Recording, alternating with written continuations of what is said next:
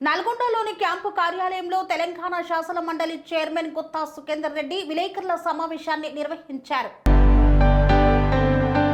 నల్గొండలోని camp కార్యాలయంలో తెలంగాణ శాసన మండలి చైర్మన్ గుత్తా సుఖేందర్ రెడ్డి మీడియా సమావేశం నిర్వహించారు. ఈ సందర్భంగా గుత్తా సుఖేందర్ రెడ్డి మాట్లాడుతూ పాకిస్తాన్తో భారత్ వీరోచిత పోరాటం చేస్తోంది. భారత్ యుద్ధ నీతిని పాటిస్తూ దాడులు చేస్తోంది. ఉగ్రవాదులు ఉన్న ప్రాంతాలపైనే భారతదేశం దాడులు చేస్తోంది. కానీ పాకిస్తాన్ మాత్రం భారత్ పౌరులపై దాడి చేస్తోంది. పాక్ యుద్ధ నీతికి వ్యతిరేకంగా వ్యవహరిస్తోంది. పీఓకే స్వాధీనం చేసుకుంటే ఎలాంటి ఘటనలు జరగవు. ఈ సమయంలో భారత్ పౌరులు అందరూ దేశానికి మద్దతుగా నిలబడాలన్నారు.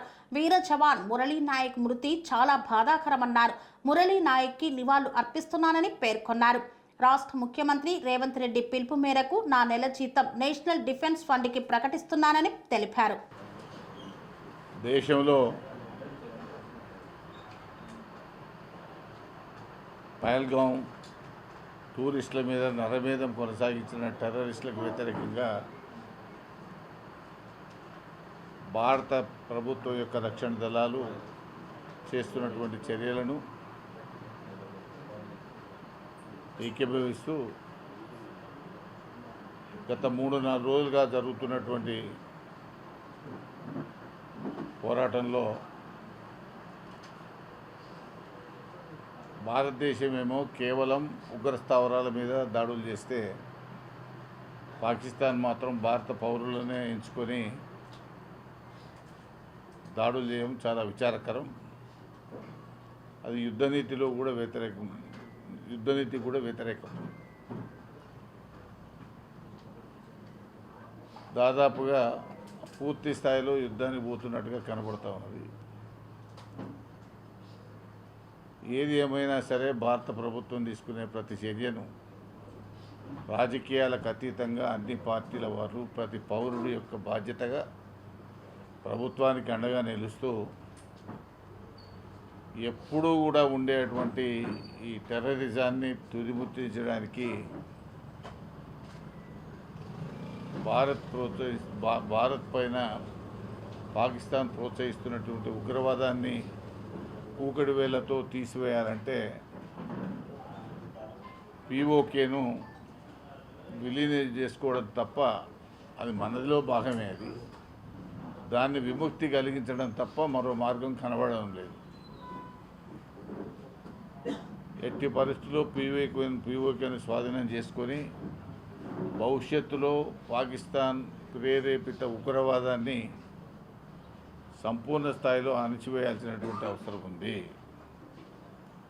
దానికంతటికీ భారత పౌరులు అందరూ కూడా సంపూర్ణ సహకారాన్ని అందించాల్సినటువంటి అవసరం ఉంది. అదేవిధంగా నిన్న తెలుగువాడైనటువంటి వీర జవాన్ మురళీ నాయక్ అమరుడైనటువంటి సందర్భంలో వారికి, వారి కుటుంబ సభ్యులకు తీవ్రమైనటువంటి సంతాపాన్ని తెలియజేస్తా ఉన్నాం. అదేవిధంగా గౌరవ ముఖ్యమంత్రి రేవంత్ రెడ్డి గారు నిన్న ఇచ్చిన పిలుపు మేరకు శాసన మండలి సభ్యులను నాతో పాటు అందరం కూడా 4 రోజుల జీతం నేషనల్ డిఫెన్స్ ఫండ్ కింద ఇవ్వాలనేటువంటి ఆలోచన నాదైతే ప్రకటిస్తున్నాను. మిగతా ఎమ్మెల్సీలకు సంబంధించి మా వైస్ చైర్మన్ గారికి, వివిధ పార్టీలకు సంబంధించిన వాళ్ళతో మాట్లాడి నెల జీతాన్ని నేషనల్ డిఫెన్స్ ఫండ్ కింద ఇవ్వాలనేటువంటి నిర్ణయాన్ని నేను తీసుకోవడం జరిగింది. మా లెజిస్లేటివ్ సెక్రటరీ గారికి కూడా చెప్పడం జరిగింది. మిగతా పార్టీల వాళ్ళతో కూడా మాట్లాడమని నేను కూడా వైస్ చైర్మన్ గారితో మాట్లాడినాను. అదే రకంగా నాకు అందుబాటులో ఉండే మిగతా వాళ్ళతో కూడా మాట్లాడతాను. ఏది ఏమైనప్పటికీ భారతదేశం యొక్క సార్వభౌమత్వాన్ని కాపాడడం మన అందరి యొక్క లక్ష్యం.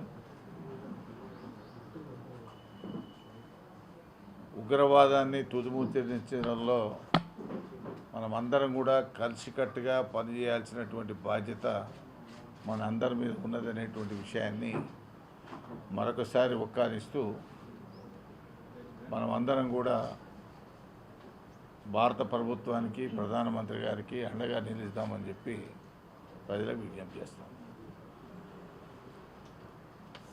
ఓకే, తెలంగాణ ప్రభుత్వం దాన్ని గత 2-3 మాసాల నుంచే ప్రిపరేషన్. స్వామి బోధానంద గోసేవ ఆశ్రమం సైతాపూర్.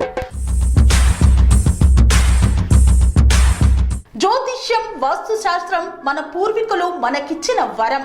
దుర్గాదేవి, కాలభైరవ ఉపాసనతో వాక్సిద్ధి పొందిన శ్రీ శ్రీ బోధానందగిరి స్వామివారు మీకు ఎలాంటి సమస్యలున్నా, వాటిలో ముఖ్యంగా ధన నష్టం, ఆరోగ్య నష్టం, భార్యాభర్తల మధ్య గొడవలు, ప్రేమించుకున్న వారు దూరం అవడం, ఎన్ని సంబంధాలు వచ్చినా పెళ్లి ముడి పడకపోవడం, రోడ్డు ప్రమాదాలు, అప్పుల బాధలు, వ్యవసాయంలో నష్టాలు, పెద్దల మాట పిల్లలు వినకపోవడం, ఆరోగ్య శాంతి, గృహశాంతి, మనశ్శాంతి లేకపోవడం, ఇలాంటి సమస్యలు ఉన్నట్లయితే ఒక్కసారి స్వామీజీని కలవండి. మీ సమస్యలకు తగిన పరిష్కారాన్ని పొందండి. అంతేకాక అన్ని రకాల వ్యాధులకు గోపంచకవ్య మరియు మూలికా వైద్యం చేయబడును. నమ్మకంతో రండి, ఆయురారోగ్యాలతో వర్ధిల్లండి. మా అడ్రస్ స్వామి బోధానంద గోసేవ ఆశ్రమం, సైతాపూర్, వీరభద్రస్వామి గుడి దగ్గర, యాదగిరిగుట్ట. సంప్రదించవలసిన నెంబర్ 9849213754 మరియు 9618034138.